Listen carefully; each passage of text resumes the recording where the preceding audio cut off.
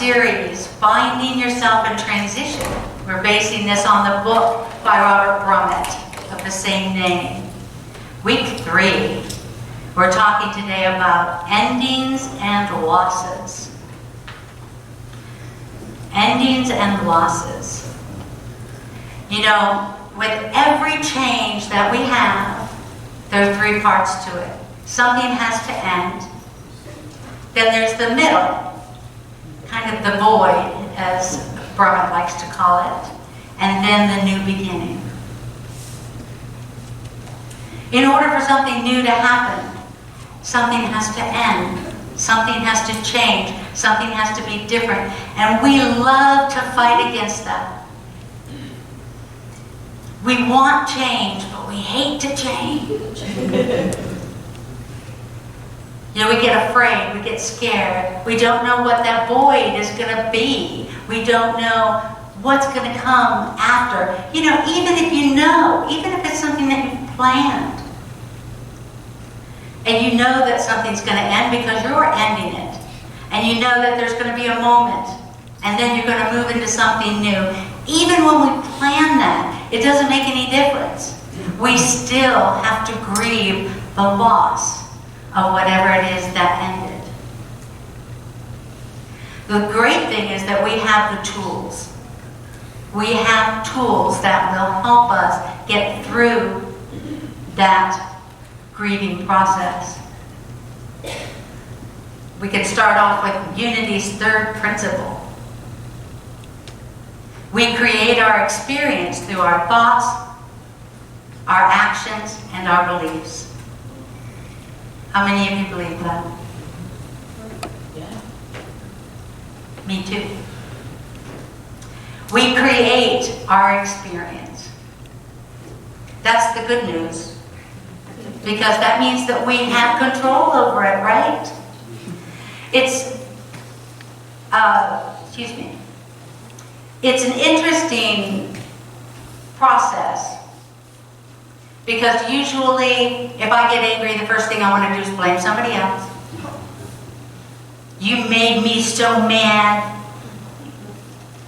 I didn't like that when they did that. It made me sad. Bottom line is we actually have a choice of how to feel about absolutely everything that happens in our lives.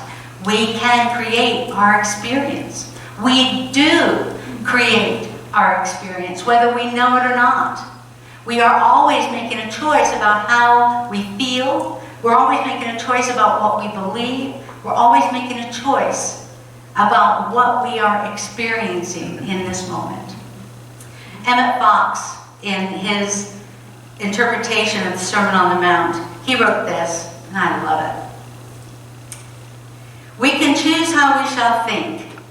In point of fact, we always do choose. And therefore, our lives are just the result of the kind of thoughts we have chosen to hold. And therefore, they are of our own ordering. And therefore, it's perfect justice in the universe. No suffering for another man's original sin, but the reaping of a harvest that we ourselves have sown. We have free will, but our free will lies in our choice of thought. It's a great lesson. But it's hard to grasp if you haven't come to grips with just how powerful you truly are. If you haven't gotten to the point where you understand that you have dominion over the earth. God gave us dominion over the earth and all things on the earth. We have choices of how we experience our life every moment. And we make the choice. That's the great news. The bad news is that we create our experience. So there's nobody to blame. We suffer as much as we decide we should. Now, with grief, We have to process grief. We cannot not process grief. If you don't process grief, it's going to come out somewhere else. You're going to find yourself doing things that you would never normally have done. Grief has to be processed. So I'm not saying, don't hear me say, don't be sad or don't be any feeling. I think we need to identify, we need to own whatever it is we are feeling. And then we make a decision about how much suffering we're going to do in this moment. We are allowed to experience grief, but at the same time we are allowed to experience happiness, joy, gratitude. You know, sometimes when something terrible happens, people feel a little guilty if they are happy. Almost like survivor's guilt, right? It's like, oh my goodness, if I'm happy, then they're going to think I'm a terrible person because this terrible thing just happened. They're going to think I don't care. It's not true. You're allowed to feel happy. That gift of happiness, that gift of love is actually a gift from God, and that happiness will help you sustain through processing the grief. And there will be the time to process that grief. Grief is processed over a very long period of time. Remember Ecclesiastes 3, that there is a time for every purpose under heaven. So grab every moment of happiness and joy that's put before you, always. Experience it. Allow yourself to have that. And then allow yourself to do the grieving when it comes too. And gratitude is what will help you grow during the process of grieving. So snatch it. It belongs to you.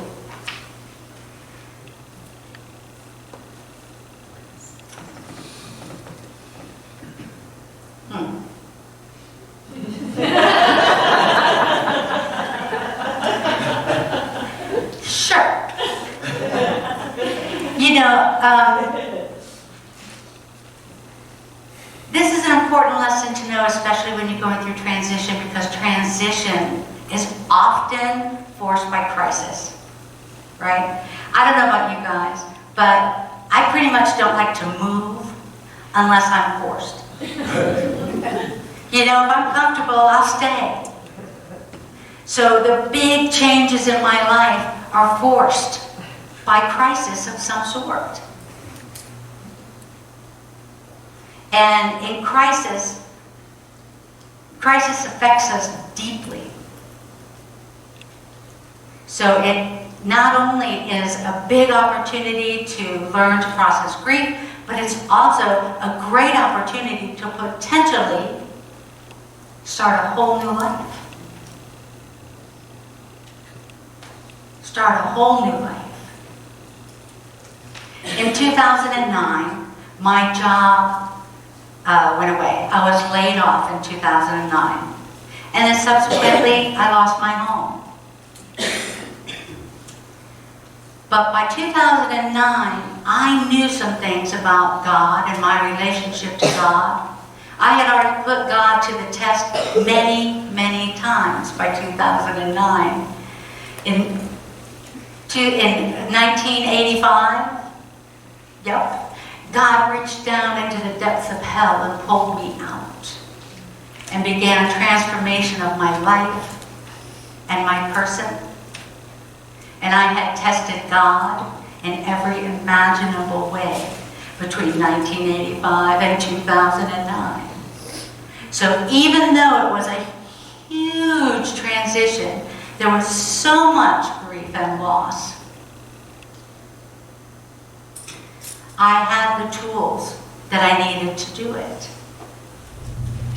And I remember the very first time that I put God to the test consciously, that I consciously said, I'm going to test this thing. I'm going to test and see. But I'm going to tell you about that later. Jumping ahead of myself. So, I have some tools that will help, that I use. And it's not even that they're tools, okay? They're not tools. What they are truths. They're truths that I know. Through all the testing that I've done to God, I have developed things that I absolutely know with every fiber of my being. These aren't things that I believe, because belief still infers hope, wish. I'm thinking that's right. I believe that's going to happen. When you know it, it just is. There's no more talking about whether or not it is. And these are some truths that I know about my relationship to God.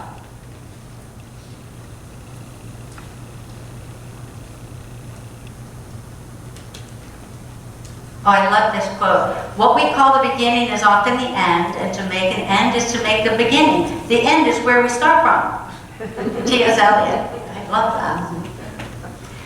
God's will is the easier, softer way. That's kind of a no-brainer, right? It's like, duh. So why is it that it's so difficult to surrender to God's will? Why is it that we are absolutely certain if we push a little harder, if we scream a little louder, if we work so much harder, then we can get our way? When God's will is always the perfect and right way, and it's so much easier and so much softer. Seems to just flow in place, right? No-brainer. Second one, we are the masters of our lives. I know that. I know that we are mighty, mighty manifestors. I tell you, I can manifest, boom. And I know every one of you can too, because I've seen it. You guys are crazy manifestors. And I love that about you. The things that you have done around here, the things that you've done in your lives, the wonderful work that you've done, absolutely masters of your lives. No matter how far down the scale I have gone, I know that my experience can benefit others. No matter how far down I have gone, no matter how deep the pain, no matter how ugly it looked and felt, I am now in a unique position to help somebody else go through that same thing. That's a gift. Not only for the person who you get to help, but for yourself. It brings purpose and reason to the event. It's a wonderful thing, and I know it to be a fact because I've been doing it for years. When I told some folks at my old job,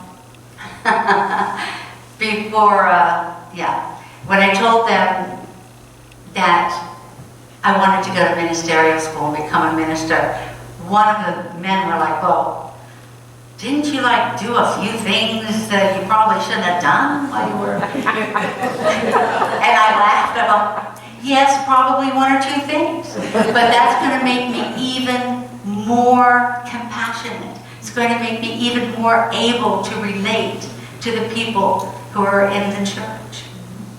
Right? Our experience can benefit others. Another truth that I know is that God uses everything for good.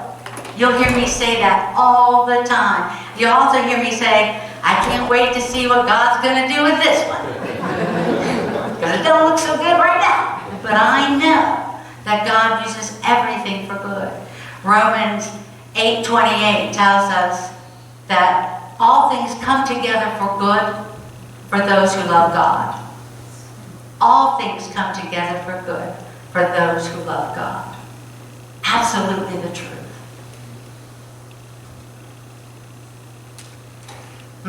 God will ease my pain. Like I said earlier, we have to process our grief. So we don't want to try to avoid the pain. We don't want to try to stuff it away or pretend that we're not in pain. We need to recognize it, see it, give it the space that it needs, and allow our bodies and our minds and our souls to process that grief. But no matter how painful it gets, I know that God will comfort me. Jesus tells us that in the Beatitudes in Matthew 5. The Beatitude, blessed are they who mourn, for you shall be comforted. It's another one that I've tested multiple times in my life.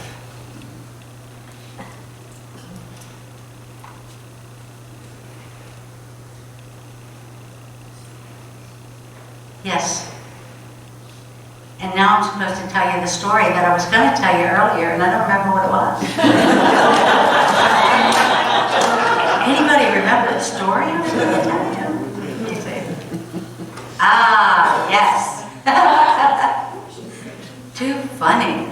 I'll get this whole public speaking thing down eventually.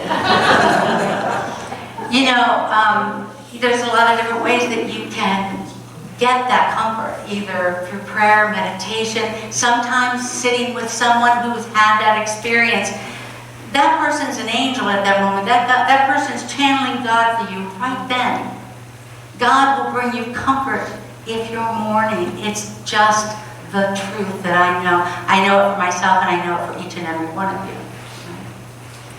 So some 30 years ago, almost, I was suffering a great loss. Probably, well, the worst loss I had experienced in my life to that point. I was crying every day. Didn't know, I was sitting in the void, man, and it did not feel good at all. I didn't know where I was going. I didn't know what was going to come next. It did not feel good, but I still had to work. I still had to function in my life. So I did my prayer work. And somebody showed up one day with this little cassette tape of praise music. Now, 30 years ago, praise music wasn't what I was playing in my car. It just wasn't. I'm a rock and roll fan myself, but praise music. And I tell you, I plugged that thing in, I played it over and over and over and over. I sang those songs at the top of my lungs. I played it all day, every day, anytime that I had the moment, anytime that I was going to have that moment, I would plug in that music. And it helped me process that grief. It brought comfort to me every day. I found out for an absolute fact that God will comfort me in my pain. The funny thing about that music, and my partner said, oh, don't tell him that. The funny thing about that, you know, I tell you guys everything.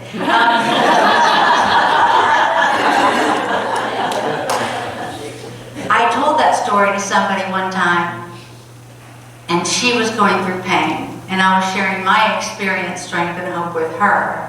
And she said, what was that music? I would love to have it. So I did. I found that tape. Actually, I got 2 of them. And I gave her one. Saw her the next time. I had played it one time through, and you know, there wasn't one song on there that we would sing here today. There's not one song on there that was, to me today, transformative. None of it was, it was a miracle that what I heard for those weeks was what I heard. There's no way that you can tell me that that was not God in that music. Because today, when I'm not in pain, I'm not plugging that in again. You know, I'm going to plug in Eric, I'm going to plug in Michael, I'm going to plug in something, you know. But that music saved my life. And that was purely God.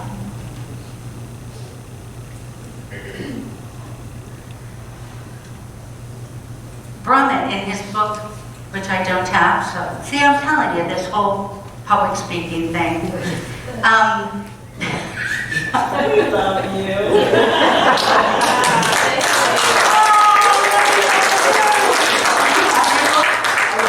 I saw you digging for it. Oh, here, we got one here. That's so funny, thank you. Oh my goodness. How many of you are reading the book along with us? Yay, awesome. On page 32 and 33, he quotes Jean Houston. She writes, "In times of suffering, when you feel abandoned, perhaps even annihilated, there is occurring at levels deeper than your pain, the entry of the sacred, the possibility of redemption. Wounding opens the doors to our sensibility to a larger reality, which is blocked to our habituated and conditioned point of view. Suffering gives us eyes and ears to see and hear what our normal eyes and ears cannot." And that's exactly what was happening with that praise music. Exactly what was happening. God lives within us, and within us is the ability to be comforted in our grief. As humans, we must process our grief. It doesn't disappear. It doesn't go anywhere. We have to process it. But we can know that no matter how hard it is to ride that wave of grief or fear or loneliness, whatever the loss, it is never going to be bigger than God. There also lives in us the ability to seize the opportunity in our transition to manifest with God a whole new life. Not our current life lived differently, but an entirely new life. Know that as your spiritual family, we can walk this journey of transformation together. Amen.